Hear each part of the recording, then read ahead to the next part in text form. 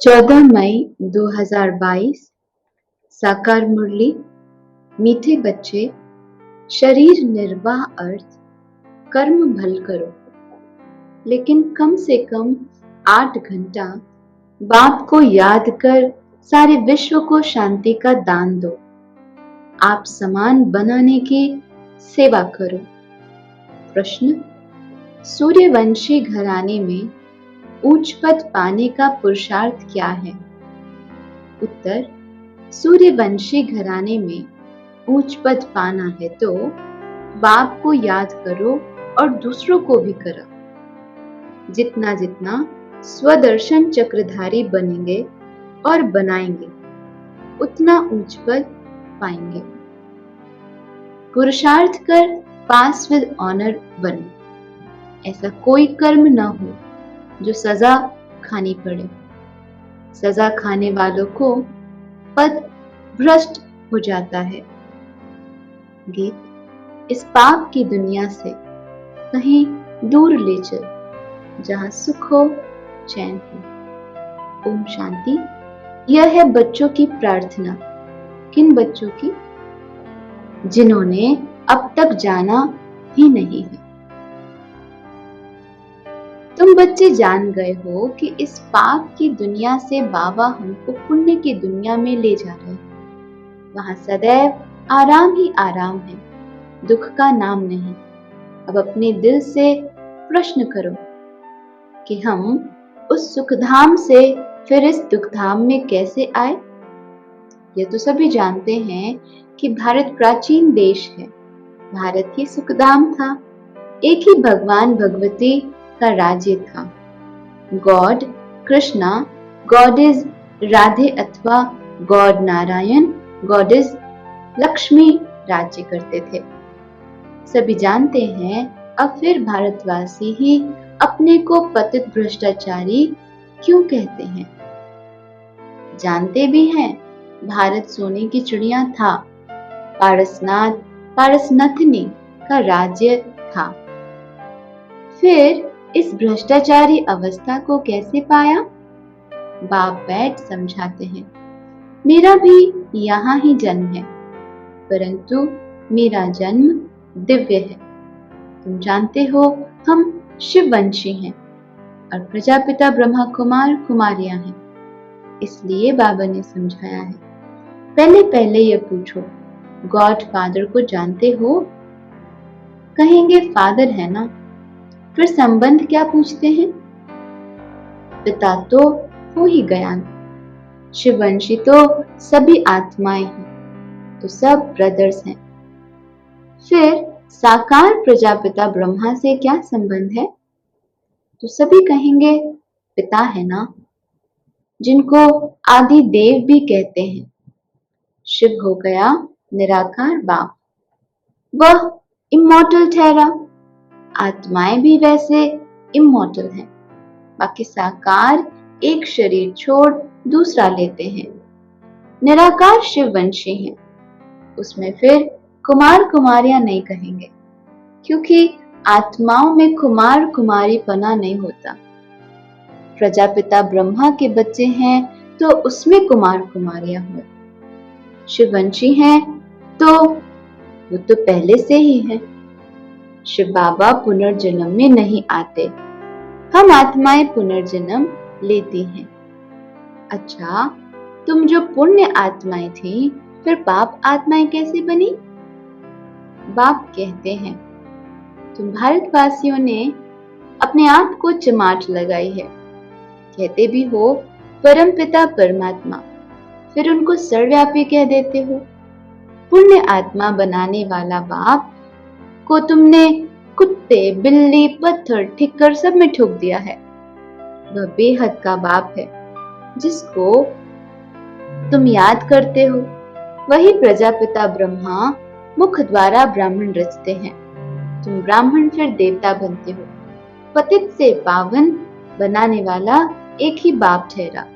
उनको सबसे जास्ती तुमने डिफेम किया है, इसलिए तुम्हारे पर धर्मराज द्वारा केस चलेगा। तुम्हारा सबसे बड़ा दुश्मन 5 विकारों रूपी रावण है। तुम्हारी है राम बुद्धि, बाकी सबकी है रावण बुद्धि। राम राज्य में तुम कितने सुखी थे, रावण राज्य में उतने ही दुखी हो। वहां है पावन डिनाइस्टी, यहाँ तो है पतित डिनाइस्टी। अब किसकी मत पर चलना है? पतित पावन तो एक ही निराकार है ना। ईश्वर सर्वव्यापी है, ईश्वर हाजिरा हजूर है। कसम भी ऐसी उठवाते हैं। यह सिर्फ तुम बच्चे ही जानते हो कि बाप इस समय हाजिरा हजूर है। हम इन आंखों से देखते हैं, आत्मा को पता पड़ता है परमपिता परमात्मा इस शरीर में आया हुआ है। हम जानते हैं, पहचानते भी हैं। शिव बाबा फिर से ब्रह्मा में प्रवेश कर हमको वेद शास्त्रों का सार और सृष्टि के आदि मध्यांत का राज बतलाए त्रिकालदर्शी बना रहे हैं। स्वदर्शन चक्रधारी को ही त्रिकालदर्शी कहा जाता है। विष्णु को यह चक्र देते हैं। तुम ब्राह्मण ही फिर सो देवता बनते हो। देवताओं की आत्मा और शरीर दोनों ही पवित्र हैं। तुम्हारा शरीर तो विकार से बना हुआ है ना। भल तुम्हारी आत्मा अंत में पवित्र हो जाती है, परंतु शरीर तो पतित ही है ना। इसलिए तुमको स्वदर्शन चक्र दे नहीं सकते। तुम संपूर्ण बनते हो, फिर विष्णु की विजयमाला बनते हो, रुद्रमाला, और फिर विष्णु की माला। रुद्रमाला है निराकारी, और वह जब साकार में राज्य करते हैं तो माला बन जाती है। तो इन सब बातों को तुम अभी जानते हो, गाते भी हैं पतित पावन आओ, तो जरूर एक हुआ ना। सर्व पतितों को पावन बनाने वाला एक ही बाप है। तो पतित पावन most beloved incorporeal God father ठहरा। वह है बड़ा बाबू। छोटे बाबा को तो सब बाबा बाबा कहते रहते हैं। जब दुख होता है तब परमपिता परमात्मा को याद करते हैं। ये बड़ी समझने की बातें हैं। पहले पहले ये बात समझानी है। परमपिता परमात्मा से आपका क्या संबंध है? शिव जयंती तो मनाते हैं। निराकार परमपिता परमात्मा की महिमा बड़ी भारी है। जितना बड़ा इम्तिहान उतना बड़ा टाइटल है ना। बाबा का टाइटल तो बहुत बड़ा है। देवताओं की महिमा तो कॉमन है। कहते वह सर्वगुण संपन्न, 16 कला संपूर्ण, संपूर्ण निर्विकारी है। बड़ी हिंसा है काम कटारी चलाए, एक दो को आदि मध्य अंत दुख देते हैं। यह है बड़ी भारी हिंसा। अभी तुमको डबल अहिंसक बनना है। भगवान वाच, हे बच्चे, तुम आत्माएं हो, हम परमात्मा हैं। तुम 84 जन्म का चक्कर लगाए, फिर 63 जन्म विषय सागर में रहे हो। अब तुमको क्षीर सागर में ले जाते हैं। बाकी पिछाड़ी में के थोड़ा समय तुम पवित्रता की प्रतिज्ञा करो। यह तो अच्छी मत है ना। कहते भी हैं हमको पावन बनाओ। पावन आत्माएं मुक्ति में रहती हैं। सतयुग में है जीवन मुक्ति। आप कहते हैं अगर सूर्यवंशी बनना है तो पूरा पुरुषार्थ करो, मुझे याद करो और औरों को भी याद कराओ। जितना जितना स्वदर्शन चक्रधारी बनेंगे और बनाएंगे, उतना उच्च पद पाएंगे। अभी देखो, यह प्रेम बच्ची देहरादून में रहती है। इतने सब देहरादून निवासी स्वदर्शन चक्रधारी तो नहीं थे। ये कैसे बने? प्रेम बच्ची ने आप समान बनाया। ऐसे आप समान बनाते बनाते दैवी झाड़ की वृद्धि होती है। अंधों को सज्जा बनाने का पुरुषार्थ करना है ना। 8 घंटा तो तुमको छूट है। शरीर निर्वाह, अर्थ, धंधा आदि करना है। जहां भी जाओ कोशिश करके मुझे याद करो। जितना तुम बाबू को याद करते हो, गोया तुम शांति का दान करते हो सारी सृष्टि को। योग से शांति का दान देना कोई डिफिकल्ट नहीं है। हाँ, कभी कभी योग में बिठाया जाता है क्योंकि संगठन का बल इकट्ठा हो जाता है। बाबा ने समझाया है, शिव बाबा को याद कर उनको कहो, बाबा ये हमारे कुल वाले हैं, इन्हों की बुद्धि का ताला खोलो। यह भी याद करने की युक्ति है। अपनी प्रैक्टिस तो ये रखनी है, चलते फिरते शिव बाबा को याद करते रहो, बाबा इन पर दुआ करो। दुआ करने वाला रहम दिल तो एक बाबा ही है। हे भगवान इस पर रहम करो। भगवान को ही कहेंगे ना, वही मर्सीफुल, नॉलेजफुल, ब्लिसफुल है, पवित्रता में भी फुल है, प्यार में भी फुल है।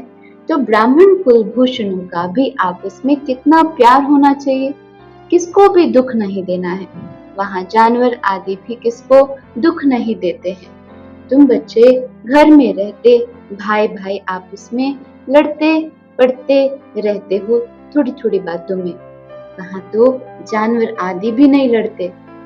तुमको भी सीखना है, नहीं सीखेंगे तो बाप कहते हैं तुम बहुत सजाएं खाएंगे, पद भ्रष्ट हो जाएगा।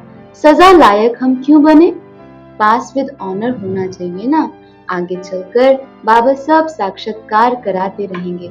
अभी थोड़ा समय है, इसलिए जल्दी करते रहो। बीमारी में भी सबको कहते हैं ना, राम राम कहो।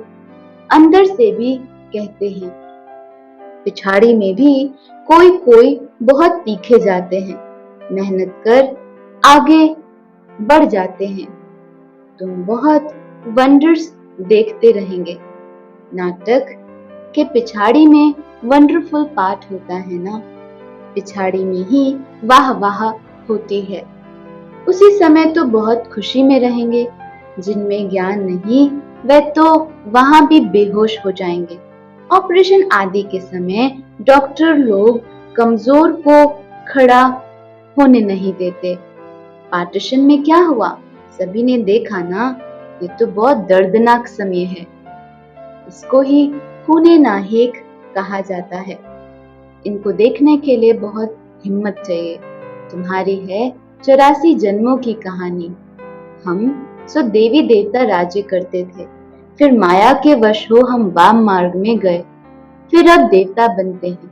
ये सिमरन करते रहो तो भी बेड़ा पार है, यही स्वदर्शन चक्र है ना।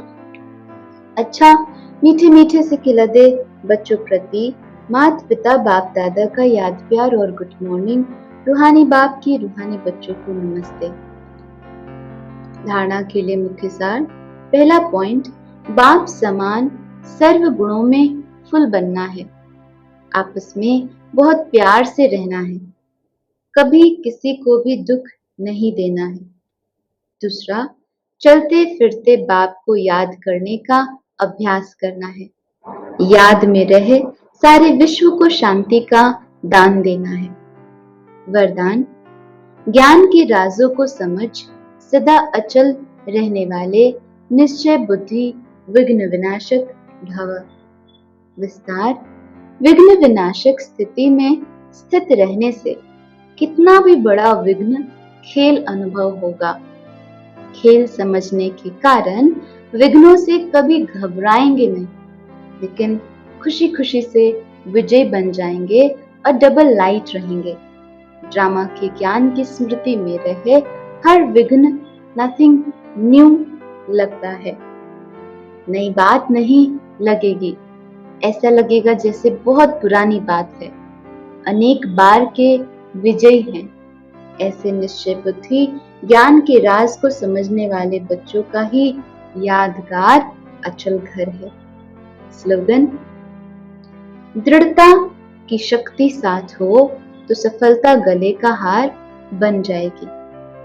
मातेश्वरी जी के अनमोल महावाक्य। हम जो भी अच्छे व बुरे कर्म करते हैं उनका फल अवश्य मिलता है।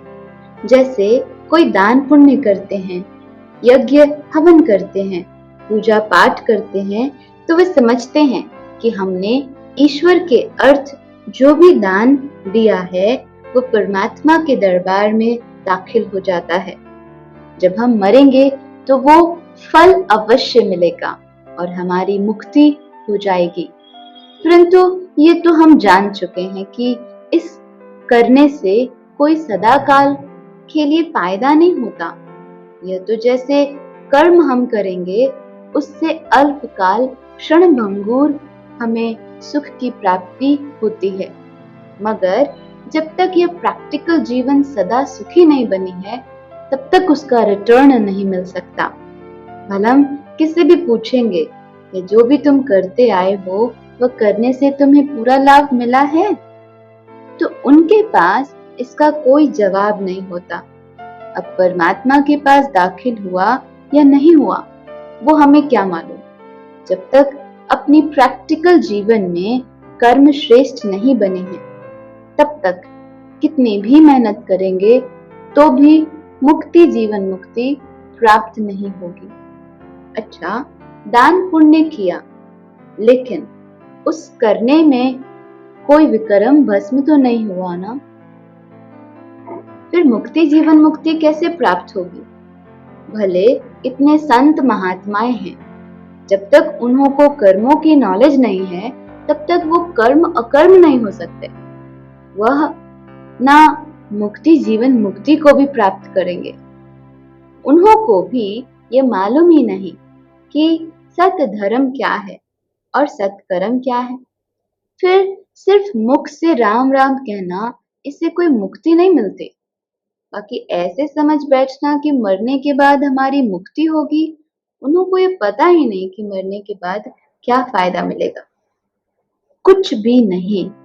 बाकी तो मनुष्य अपने जीवन में चाहे बुरे कर्म करे चाहे अच्छे कर्म करे, वो भी इस ही जीवन में भोगना है। अब यह सारी नॉलेज हमें परमात्म टीचर द्वारा मिल रही है कि कैसे शुद्ध कर्म करके अपने प्रैक्टिकल जीवन बनानी है। अच्छा, ओम शांति।